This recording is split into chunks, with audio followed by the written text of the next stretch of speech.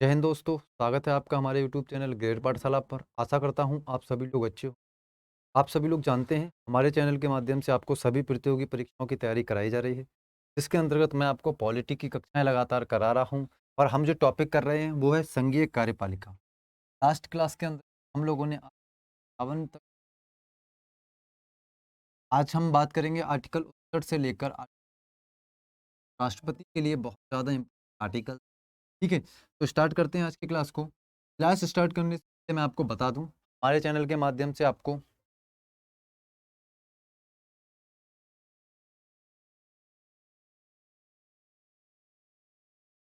UP constable, लेखपाल, SSC, CGL, MTS, RRB, NTP और super TET, TET के जो एग्ज़ाम होते हैं, यूपी टेट, यूपी बीडीओ, इन सभी एग्ज़ाम्स की तैयारी बिल्कुल फ्री ऑफ कॉस्ट हमारे चैनल के माध्यम से कराई जा रही है।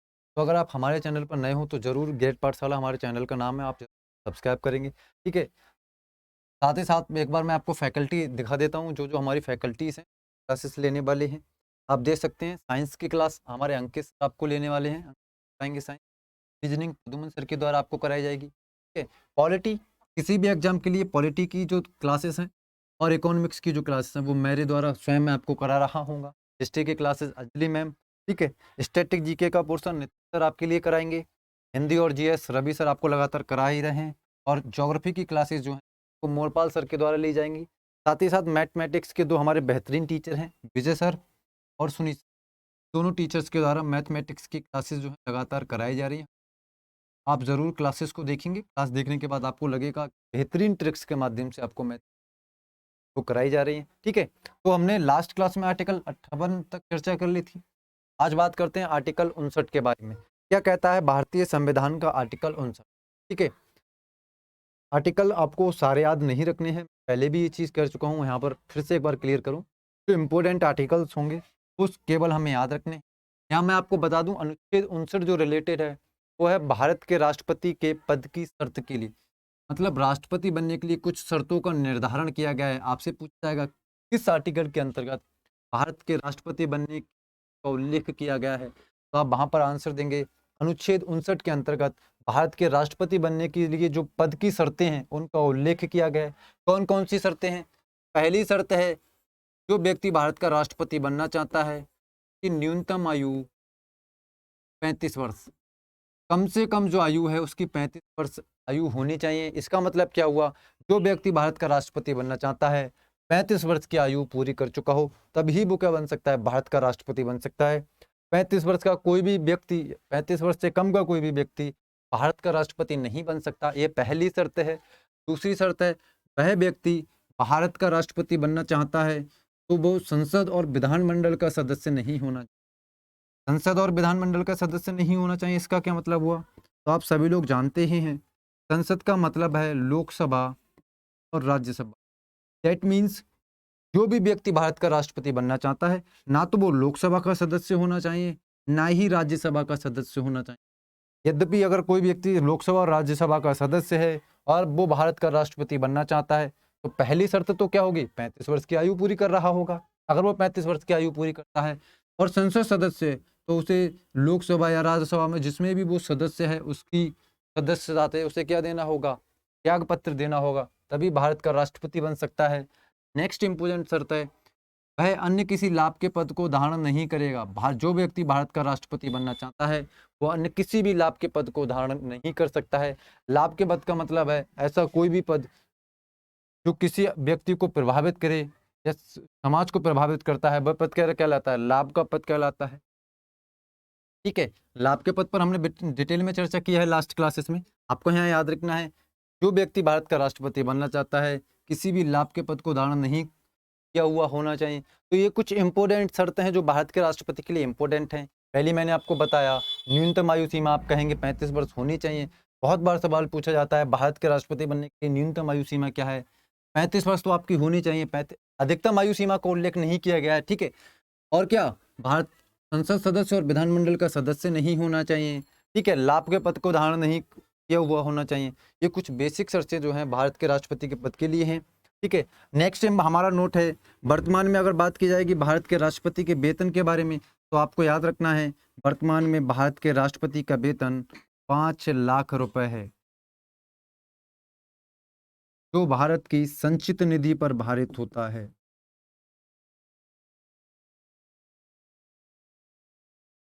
तो इम्पोर्टेंट फैक्ट हैं दोनों। हमसे पूछा जा सकता है सीधे भारत के राष्ट्रपति का वेतन कितना होता है, तो आप कहेंगे भैया भारत के जो राष्ट्रपति हैं उनका वेतन 5 लाख रुपए होता है। और सवाल पूछा जाता है भारत के राष्ट्रपति का वेतन किस पर भारित होता है, तो आप याद रखेंगे भारत के राष्ट्रपति का वेतन भारत की संचित निधि पर भारित होता है। संचित निधि पर भारित होने का मतलब है कि संसद संसद भारत के राष्ट्रपति के वेतन पर बहस तो कर सकती है लेकिन मतदान नहीं कर सकती। मैंने आपको क्या बताया, भारत के राष्ट्रपति का वेतन वर्तमान में 5 लाख रुपए है, जो भारत की संचित निधि पर भारित होता है। संचित निधि पर भारित होने का मतलब है संसद भारत के राष्ट्रपति के वेतन पर बहस तो कर सकती है लेकिन मतदान नहीं कर सकती। इसका मतलब होता है कि जो भारत का राष्ट्रपति का वेतन है वो भारत की संचित निधि पर भारित होता है। तो कई बार सवाल पूछा गया है, ये सारी चीजें आपको बहुत इंपॉर्टेंट है, याद रखनी है। ठीक है, नेक्स्ट बात करते हैं हम। नेक्स्ट आर्टिकल है हमारा अनुच्छेद 60। किससे रिलेटेड है आर्टिकल 60? सबसे पहले सवाल पूछा जाएगा जो अनुच्छेद 60 है भैया किससे रिलेटेड है, तो आप कहेंगे प्रेसिडेंट के जो पद की शपथ है उससे रिलेटेड है भारतीय संविधान का आर्टिकल 60। इंपोर्टेंट है, बहुत बार एग्जाम में सवाल पूछा जाता है भारत के राष्ट्रपति पद का उल्लेख किस आर्टिकल में मिलता है, तो आप कहेंगे आर्टिकल 60 में मिलता है। कथन कारण में सवाल में पूछा जाता है कि भारत के राष्ट्रपति का वेतन अनुसूची में मिलता है और भारत की संचित निधि पर भारित होता है, तो कथन क्या हो जाएगा? कथन आपका गलत हो जाएगा। भारत के राष्ट्रपति का वेतन का उल्लेख अनुच्छेद 60 में किया गया है, न कि अनुसूची के अंतर्गत है। यद्यपि यह बात सही है कि भारत के राष्ट्रपति का जो वेतन होता है वो भारत की संचित निधि पर भारित होता है, लेकिन अनुसूची में इसका उल्लेख नहीं मिलता। क्योंकि जैसे कि आप सभी जानते हैं भारतीय संविधान की अगर अनुसूचियों के बारे में हम चर्चा कर रहे होंगे तो आप सभी लोग जानते हैं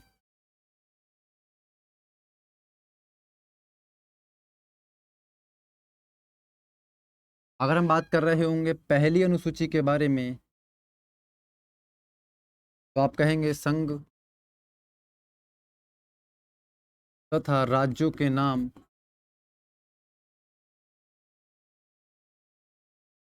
व उनके न्यायिक क्षेत्र से रिलेटेड है अनुसूची।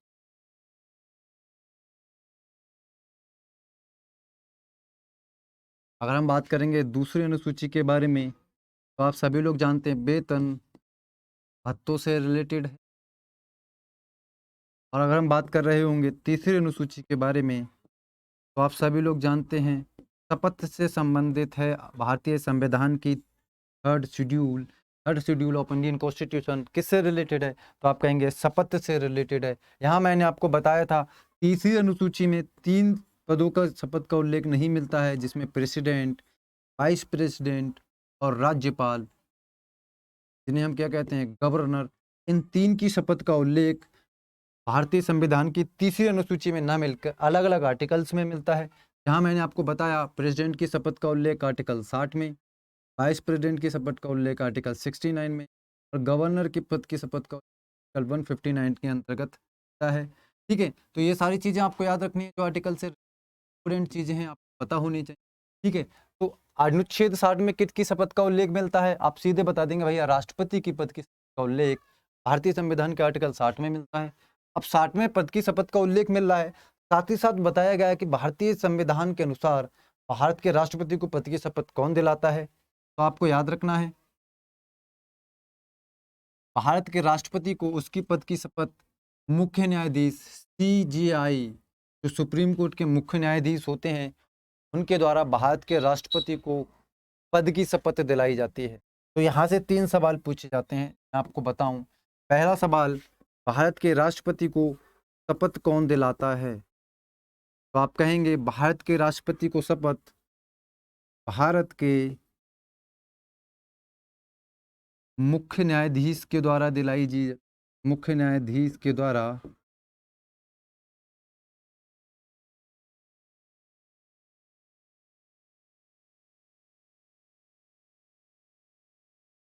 दिलाई जाती है।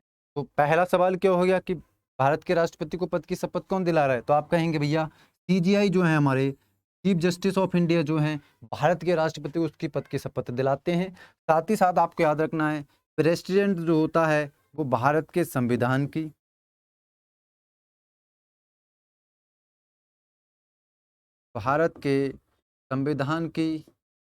विधि के संरक्षण की विधि के संरक्षण, परिरक्षण तथा प्रतिरक्षण की शपथ लेता है। तो आपसे पूछा जाएगा कि क्या भारत का जो राष्ट्रपति है वो पद की गोपनीयता की शपथ लेता है, तब आपका सवाल जो हो जाएगा गलत। आप कहेंगे भारत का राष्ट्रपति जो होता है संविधान, विधि के संरक्षण, परिरक्षण और प्रतिरक्षण की शपथ लेता है, ना कि पद की गोपनीयता की शपथ लेता है। तो ये आपको बेसिक डिफरेंस याद रखना है मंत्री और प्रेसिडेंट के अंतर्गत। जो मंत्री होते हैं वो क्या लेते हैं, पद की गोपनीयता की शपथ लेते हैं, जबकि भारत का राष्ट्रपति किसकी लेता है, संविधान तथा विधि के संरक्षण, परिरक्षण, प्रतिरक्षण की शपथ लेता है। और इसे शपथ कौन दिलाता है, भारतीय मुख्य न्यायाधीश, जो भारत का सुप्रीम कोर्ट है उसके मुख्य न्यायाधीश होते हैं, वो भारत के राष्ट्रपति को उसके पद की शपथ दिलाते हैं। यद्यपि आपको याद रखना है कि भारत के राष्ट्रपति का कार्यकाल कितना होता है, पद ग्रहण करने से 5 साल। जिस तारीख को वो पद ग्रहण करेगा उससे 5 साल तक वो अपने पद पर बने रहते हैं। तो याद रखेंगे भारत में कोई भी डेट निर्धारित नहीं की गई है। ऐसा नहीं है कि 25 जुलाई को ही प्रेसिडेंट क्या होगा, पद की शपथ लेगा, ठीक है। लेकिन सामान्यतः अगर आपसे पूछा जाएगा तो याद रखेंगे सामान्यतः भारत का राष्ट्रपति 25 जुलाई को शपथ लेता है। भारत के जो राष्ट्रपति होते हैं कब शपथ लेते हैं, 25 जुलाई को लेते हैं। क्यों ऐसा हुआ, देखिए जब भारत के राष्ट्रपति नीलम संजीव रेड्डी के बाद से क्या हुआ है, लगातार भारत के राष्ट्रपति क्या करते हैं, 25 जुलाई को ही शपथ लेते हैं, क्योंकि 25 जुलाई को ही ये शपथ लेते हैं। इसके बाद इनका कार्यकाल क्या होता है, पद की शपथ लेने से 5 साल तक। और आप सभी लोग जानते हैं जब तक नया राष्ट्रपति नहीं बनेगा पुराना राष्ट्रपति क्या बनेगा, राष्ट्रपति के रूप में ही कार्य करता है। तो 25 जुलाई को याद रखेंगे सामान्यतः आप राष्ट्रपति क्या करते हैं, शपथ लेते हैं। आपसे पूछा जाएगा राष्ट्रपति रामनाथ कोविंद ने कब शपथ ली थी, तो 25 जुलाई आप याद रखेंगे, 25 जुलाई 2017 को राष्ट्रपति रामनाथ कोविंद के द्वारा शपथ ली गई थी, ठीक है। अगले नेक्स्ट जो राष्ट्रपति बनेंगे वो भी 25 जुलाई को ही शपथ लेंगे। तो सामान्यतः अगर आपसे पूछा जाएगा तो आप याद रखेंगे 25 जुलाई। क्या भारतीय संविधान में उल्लेख किया गया कि भारत के राष्ट्रपति 25 जुलाई को शपथ लेंगे, तो आप वहां कह रहे होंगे नहीं, ऐसा किसी भी चीज का उल्लेख भारतीय संविधान में नहीं है कि भारत का राष्ट्रपति 25 जुलाई को ही शपथ। दो इंपॉर्टेंट चीजें थी मैंने आपको बताई हैं। सीजीआई भारत का मुख्य न्यायाधीश होता है, भारत के राष्ट्रपति को उसके पद की शपथ दिलाता है। राष्ट्रपति संविधान, विधि के संरक्षण और परिरक्षण की शपथ लेता है। साथ ही साथ सामान्यतः आपने देखा होगा भारत का राष्ट्रपति 25 जुलाई को ही जो लेता है, पद की शपथ लेता है। तो आर्टिकल 60 से रिलेटेड जो भी इंपॉर्टेंट चीजें आपको बता दी है। नेक्स्ट आर्टिकल की ओर चलते हैं, अनुच्छेद 61 और मोस्ट इंपोर्टेंट आर्टिकल है आपके लिए, याद रखेंगे।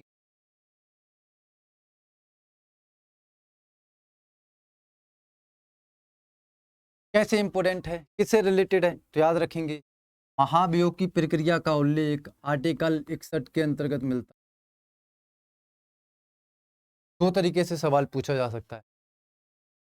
आर्टिकल 52 से लेकर आर्टिकल 61 तक कौन कौन से आर्टिकल्स में महाभियोग शब्द का उल्लेख है, तो आप कहेंगे दो आर्टिकल्स में महाभियोग शब्द का उल्लेख मिलता है। एक तो आर्टिकल 61 में मिल रहा है महाभियोग की प्रक्रिया का उल्लेख, जबकि आर्टिकल 56 के अंतर्गत ही महाभियोग शब्द का उल्लेख। तो आर्टिकल 56 और आर्टिकल 60 के अंदर महाभियोग शब्द का उल्लेख मिलता है। आर्टिकल 56 में कहा गया है राष्ट्रपति को उसके पद से महाभियोग की प्रक्रिया के द्वारा हटाया जाएगा, जबकि महाभियोग की प्रक्रिया का उल्लेख इस आर्टिकल में मिल रहा है। तो आप याद रखेंगे आर्टिकल 61 के अंतर्गत महाभियोग की प्रक्रिया का उल्लेख मिलता है। क्या होती है महाभियोग की प्रक्रिया, मैं आपको डिटेल में बताता हूँ। देखिए हम बात कर रहे हैं आर्टिकल 61 के बारे में, 61 के बारे में मैंने आपको बताया किससे रिलेटेड है, महाभियोग, महाभियोग की प्रक्रिया से संबंधित है। पहली चीज तो आपको क्या याद रखनी है कि भैया जो आर्टिकल 61 है ना, वो राष्ट्रपति को पद से हटाने के लिए जो महाभियोग होता है उसकी प्रक्रिया से संबंधित है। अब यहाँ किस प्रकार से सवाल पूछे जाते हैं, सबसे पहले महाभियोग को संसद के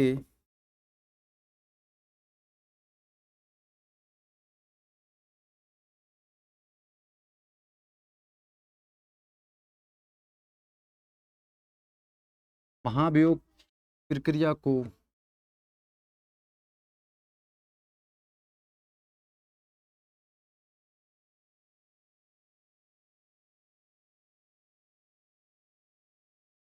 किस अंग में प्रस्तुत किया जाता है?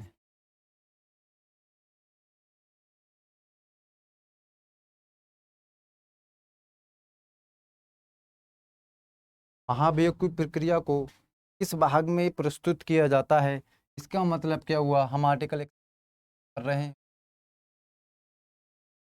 देखिए, मैंने आपको क्या बताया कि महाभियोग की प्रक्रिया का उल्लेख आर्टिकल 61 के अंतर्गत होता है। तो याद रखेंगे कि किस के अंतर्गत, किस सदन के अंतर्गत आप राष्ट्रपति महाभियोग की प्रक्रिया का उल्लेख करेंगे। इसका मतलब हुआ, अगर सरल शब्दों में मैं आपको समझाऊं, महाभियोग की प्रक्रिया सर्वप्रथम किस सदन में प्रस्तुत की जाएगी, या महाभियोग की प्रक्रिया का जो संकल्प है प्रथम बार किस संसद सदन में प्रस्तुत कर सकते हैं। याद रखेंगे, जो महाभियोग संकल्प जो है, महाभियोग प्रक्रिया का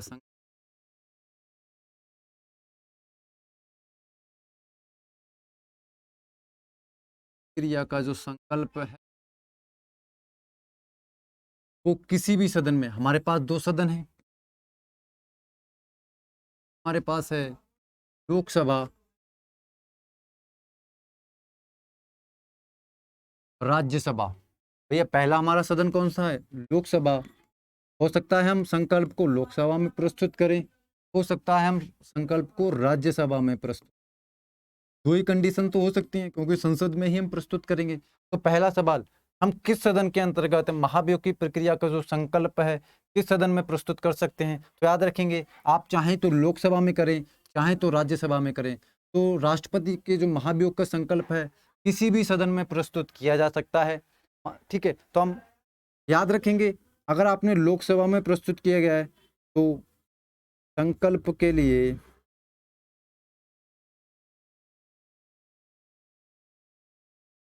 संकल्प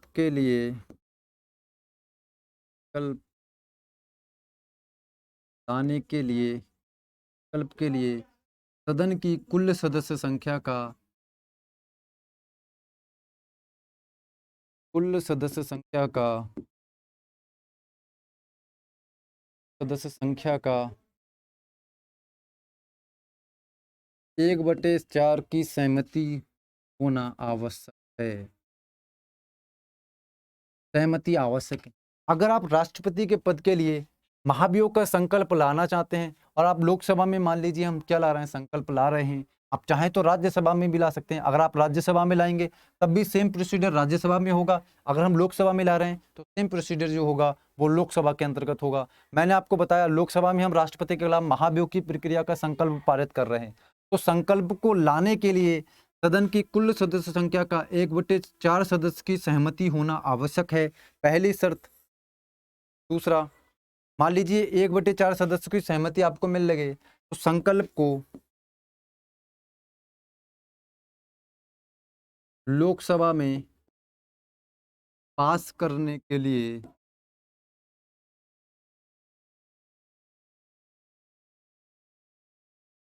सदन की कुल सदस्य संख्या का, सदन की कुल सदस्य संख्या का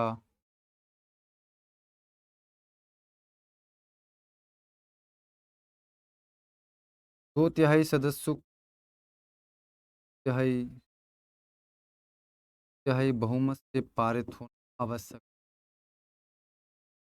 इसका मतलब क्या हुआ कि अब राष्ट्रपति के खिलाफ आप महाभियोग ला रहे हैं तो संकल्प को लाने के लिए कितने सदस्यों की सहमति होना आवश्यक है?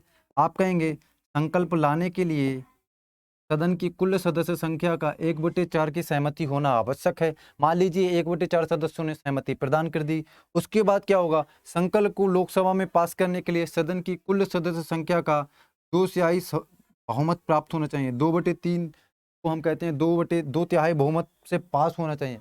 अगर 1/4 सदस्यों ने सहमति प्रदान करी और 2/3 बहुमत से लोकसभा में ये संकल्प पारित हो जाता है, तो फिर ये जो बहुमत, ये जो संकल्प होगा उस राज्यसभा में जाता है, पारित संकल्प। भैया लोकसभा से तो पास हो गया ना, दो कंडीशन थी, पहले तो 1/4 सदस्य क्यों ना सब, तो 1/4 ने सहमति भी हमें दे दी है, 2/3 बहुमत से पास भी हो गया लोकसभा से। अब कहाँ जाएगा, राज्यसभा में। और यहाँ याद रखेंगे, यहाँ क्या होगा, सदन जांच करेगा, किसकी जांच करेगा, जो संकल्प पारित किया गया है, सदन जांच करेगा। जांच करने के लिए क्या कर सकता है, या तो वो स्वयं जांच करे, या तो स्वयं जांच करेगा, या किसी न्यायालय या अधिकरण की स्थापना कर सकता है। मैंने आपको क्या बताया, लोकसभा से जो संकल्प था वो पारित होकर राज्यसभा में पहुंचेगा। मान लीजिए यही चीजें राज्यसभा में होती तो राज्यसभा से लोकसभा में आता, लोकसभा क्या करता, जो संकल्प पारित होता उसकी जांच करता, जांच करने के लिए या तो वो स्वयं जांच करता या किसी न्यायालय या अधिकरण की स्थापना कर सकता है। ठीक है, नेक्स्ट क्या होगा, मान लीजिए जांच होगी, उसके बाद क्या होगा, राष्ट्रपति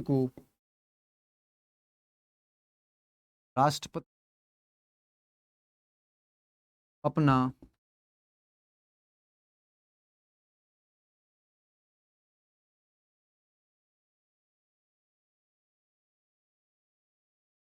पहली चीज क्या होगी, सदन या स्वयं जांच करेगा। ठीक है, जांच करने के लिए मैंने आपको बताया सदन स्वयं जांच कर सकता है, किसी न्यायालय की स्थापना कर सकता है, किसी अधिकरण की स्थापना कर सकता है। जबकि दूसरा मैंने आपको क्या बताया कि जैसे ही लोकसभा से राज्यसभा में पहुंचा है, राज्यसभा जांच करेगा, जांच करने के पश्चात राष्ट्रपति को अपना पक्ष रखने किया जाती है, सहमति प्रदान की जाती है, या राष्ट्रपति को मौका दिया जाता है कि जो संकल्प पारित किया गया है महाभियोग का, उसके खिलाफ क्या रखे, अपना पक्ष रखे कि भाई मेरा ये पक्ष है। ठीक है, नेक्स्ट क्या होगा, फिर इसके बाद क्या कंडीशन होगी, इसके बाद आप याद रखेंगे, पक्ष रखने के बाद, राष्ट्रपति के द्वारा पक्ष रखने के बाद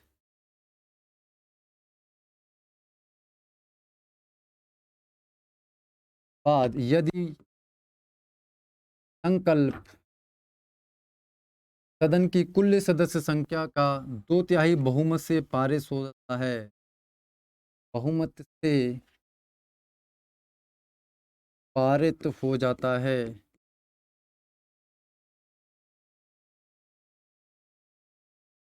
तो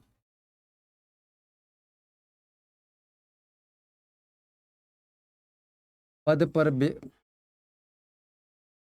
पद पर बैठे व्यक्ति का पद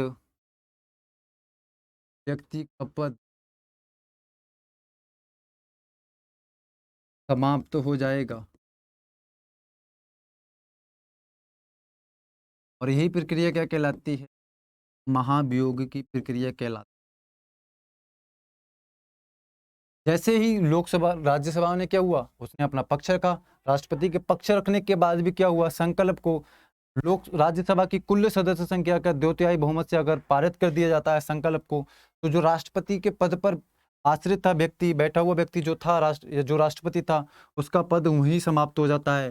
याद रखेंगे, पद पर बैठे व्यक्ति का पद समाप्त होता है, ना कि राष्ट्रपति के पद की समाप्ति होती है। राष्ट्रपति का पद कभी भी समाप्त नहीं होता है। ठीक है, तो एक बार रिवीजन।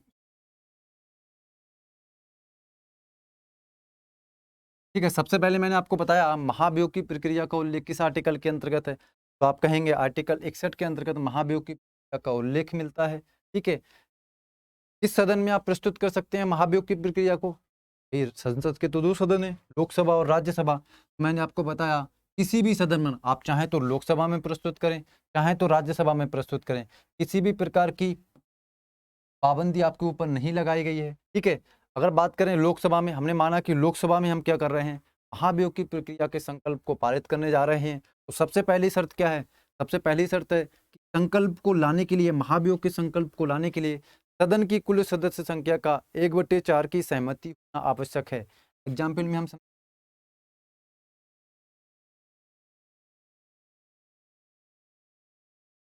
मान लीजिए सदन में कुल सदस्य,